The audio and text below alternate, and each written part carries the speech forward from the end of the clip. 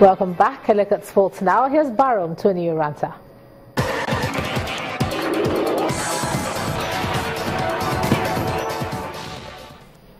Welcome to Sports News.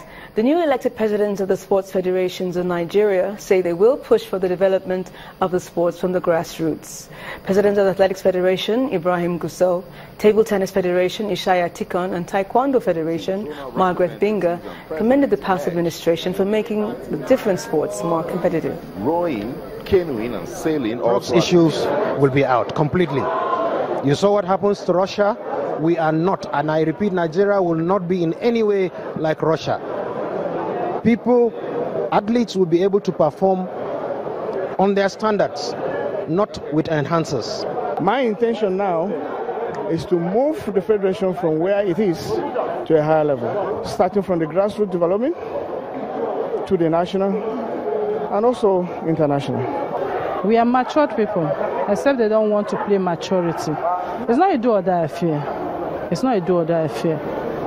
Because I believe in every election, we must have a winner and must have a loser. Our expectation is to make sure that Taekwondo develop more than where it is today. We want to medal at Tokyo 2020. We want to do programs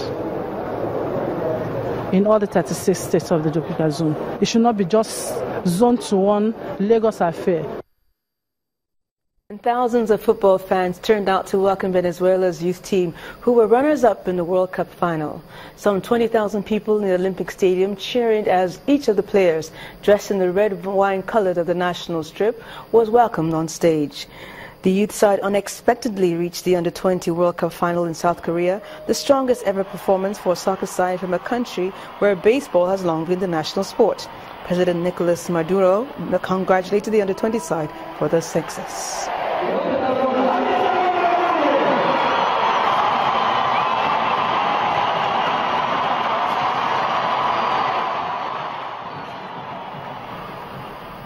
Tennis and Roger Federer's Wimbledon preparation suffered a setback when he was knocked out of the Mercedes Cup 2-6, 7-6, 6-4 by Tommy Haas.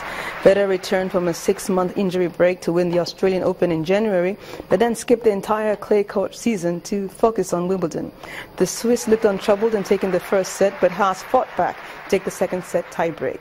The German saved a break point in the decider before going on to win in just 200 hours. Federer.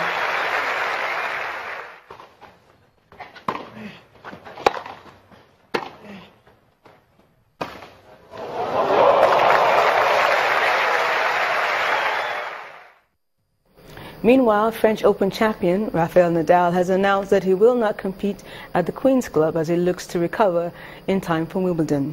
The 31-year-old Spaniard picked up his 10th French Open title last week, not losing a single set in the tournament. However, the fatigue from a grueling surface has taken its toll on Nadal, who has told his fans that he has been advised to rest rather than compete at the Wimbledon warm-up event in West Kensington. Andy Murray and Stan Wawrinka topped the bill, with Milos Raonic, Nicolas Kyrgios, Juan Martín del Potro, among a number of other big names who will take the grass of West London. And that's it on Sports News for tonight. I'm Barham Tony Ranta, and Ijoma will be back with a wrap.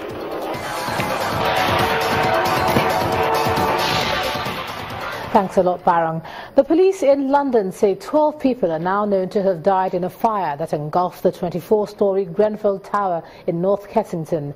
Ambulance services say 68 patients have been taken to 6 hospitals across London, with 18 in critical condition. The fire started early this morning, and witnesses say they saw lights thought to be mobile phones or torches flashing at the top of the block of the flats, and trapped residents coming to their windows, some of them holding children, and that figure is now 20 in critical condition. Fire blazing through a block of flats in West London in the early hours of Wednesday, as 200 firefighters and 40 fire engines try to bring the inferno under control. Local media say that the Grenfell Tower fire was reported at 1:16 a.m. local time, with a large number of people trapped inside.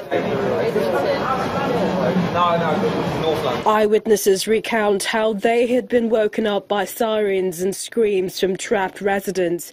The Commissioner of the London Fire Brigade, Denny Cotton, says the whole building was affected by the fire and there are fears that it might collapse.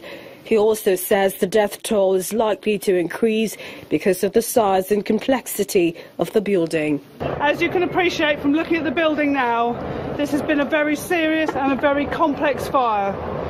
Our firefighters on scene have been working tirelessly and continue to do so to extinguish the fire and search the building for any remaining people inside. The cause of the fire, which broke out just after midnight, is still not known. To another troubling issue now, a gunman who shot at U.S. Congressman Steve Scalise during a baseball practice in Washington, D.C. has died. Identified as 66-year-old James Hodgkinson from Illinois, he was taken to hospital where he died from injuries sustained during his face-off with the police. Scalise was one of 5 injured in the early morning attack at a park in Alexandria, Virginia. He was shot in the hip and is said to be in stable condition. Meanwhile, 4 people are said to have died in another shooting. 2 others were injured, involving the UPS employees at the company's facility in San Francisco. The gunman shot himself and is said to be among the dead.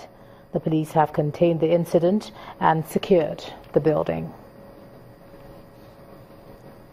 And the main news again. The Code of Conduct Tribunal today, in a landmark judgment, discharged and acquitted the Senate President of charges of false declaration of assets and corruption. Also today, amid jubilation among his supporters, the Senate President declared his faith in the judiciary.